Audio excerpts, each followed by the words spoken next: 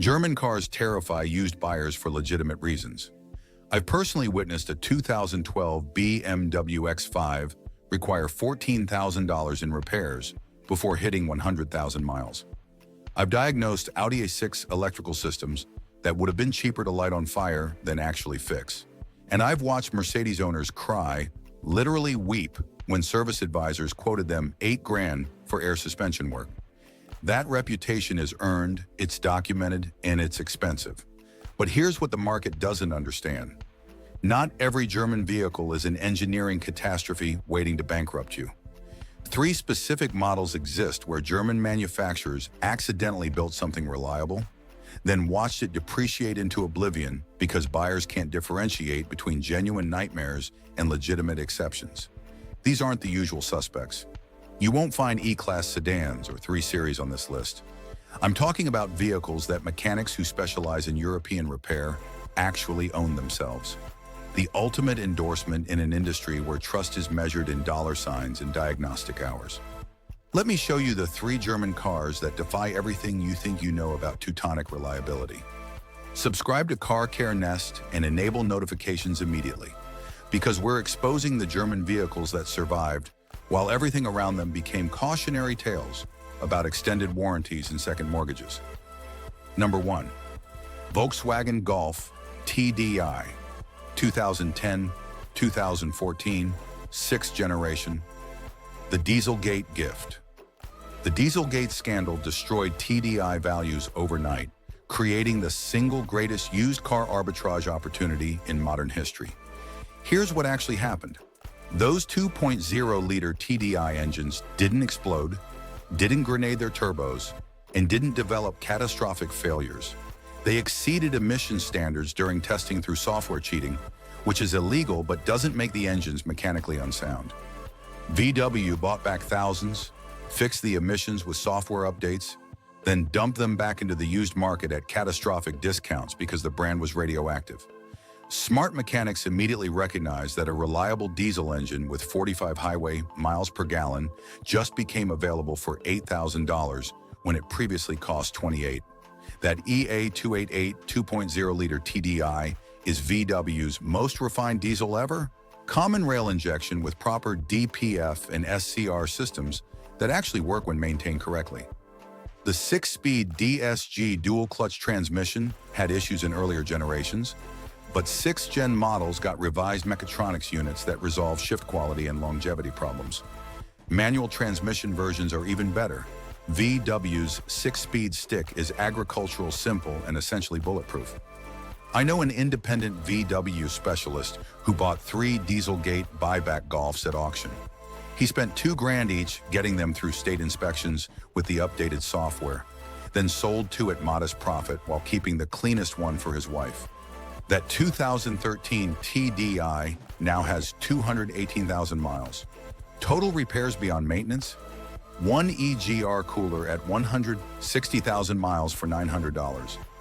Everything else has been oil changes, fuel filters, and DEF fluid. The key is understanding diesel maintenance requirements. These need proper oil, VW 507.00 spec only, changed every 10,000 miles religiously. DEF fluid must stay fresh. DPF regeneration cycles need to complete without interruption. Follow those rules and you've got a vehicle that'll run to 400,000 miles while returning fuel economy that makes Prius owners jealous.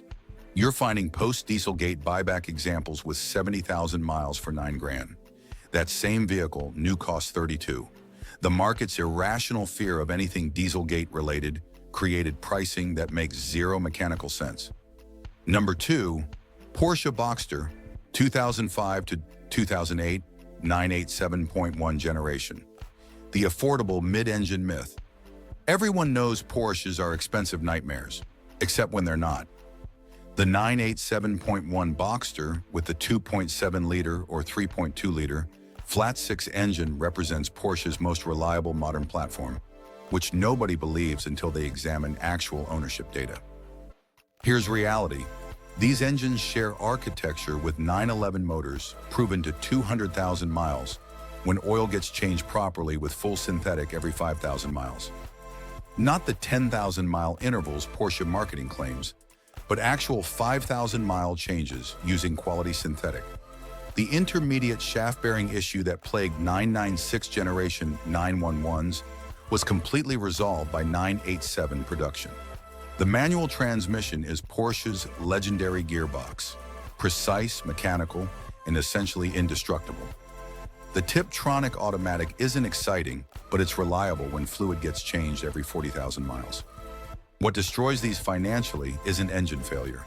It's deferred maintenance from previous owners who couldn't afford proper Porsche. Service. A European specialist I know bought a 2006 Boxster S with 112,000 miles for $13,000. The IMS bearing had already been upgraded to the stronger LN engineering unit, a $1,500 preventive service that eliminates the only legitimate catastrophic failure point. Previous owner documented every service at independent Porsche shops. He's driven it 48,000 miles since purchase, spending $2,400 total on maintenance. One clutch replacement at 140,000 miles, routine brake pads and rotors, and oil changes. That's it. The market punishes Boxsters because they're entry-level Porsches, which is absurd. These are mid-engine sports cars with handling that embarrasses vehicles costing 3 times more. Interior quality is exceptional with real leather, aluminum trim, and assembly tolerances that shame modern vehicles. You're finding clean manual transmission examples around 15 grand that originally cost 55. The fear of Porsche ownership costs is legitimate for Cayennes and Panameras with air suspension and complex electronics. But base Boxsters with naturally aspirated engines and manual transmissions, those are legitimately reliable if you maintain them properly and verify previous owners did the IMS bearing upgrade. Parts aren't cheap. This is still Porsche, but failure rates are low enough that annual costs remain reasonable.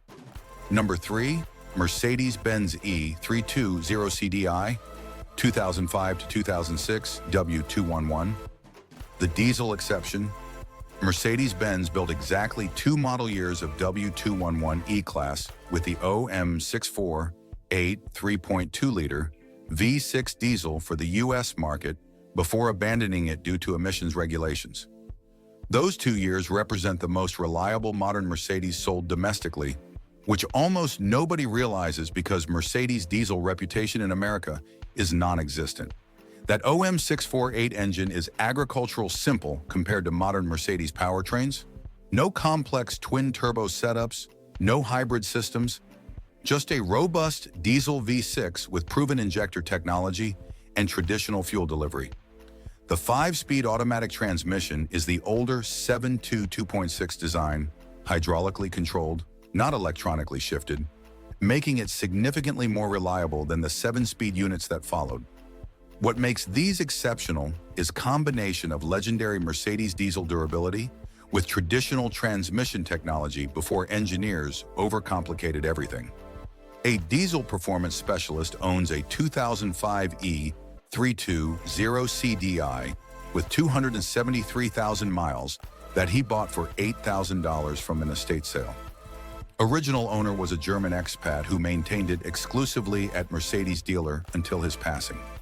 Service records filled an entire binder. Every oil change documented, every fuel filter replaced on schedule, every recommended service completed early. He's added 95,000 miles while spending $3,800 total. 2 glow plugs, 1 alternator, front suspension refresh with OEM components, and routine maintenance. Fuel economy averages 32 combined with that V6 diesel, numbers that seem impossible for a full-size luxury sedan. The critical knowledge separating disasters from gold mines. These need Mercedes-specific diesel oil changed every 5,000 miles, despite what the service indicator says. Fuel filters must be replaced every 20,000 miles religiously. The EGR system needs periodic cleaning to prevent carbon buildup. Follow those requirements and you've got a Mercedes that'll run to 400,000 miles. Ignore them and you'll fund your mechanic's retirement. You're finding examples with 140,000 miles for 10 grand from original owners who maintain properly but fear the high-mileage Mercedes stigma. The air suspension can fail. Budget 2 grand for conversion to conventional struts if it hasn't been done. Beyond that, these are solid vehicles penalized entirely by badge perception, rather than mechanical reality. German engineering's reputation for unreliability is earned by specific models that genuinely deserve their catastrophic reputations. But markets are irrational, and they punish entire brands based on the worst examples while ignoring exceptions that actually work. These three vehicles represent engineering competence combined with traditional mechanical designs before German manufacturers got obsessed with complexity for complexity's sake. The Golf TDI depreciated because of emissions scandal politics, not mechanical failure. The Boxster suffers from entry-level Porsche stigma despite genuine sports car engineering. The E320 CDI disappeared because regulators killed diesel imports, not because the engines failed. Smart buyers recognize that market inefficiencies create opportunities when perception diverges from mechanical reality. When you're evaluating German vehicles, understand that proper maintenance isn't optional, it's mandatory, but properly maintained. Examples of these three platforms will outlast Japanese competitors while costing less than the market thinks possible. Subscribe to Car Care Nest because we're exposing where value hides when fear dominates pricing. Buy the exceptions, maintain them correctly, and profit from everyone else's ignorance about what actually breaks versus what just has expensive perception.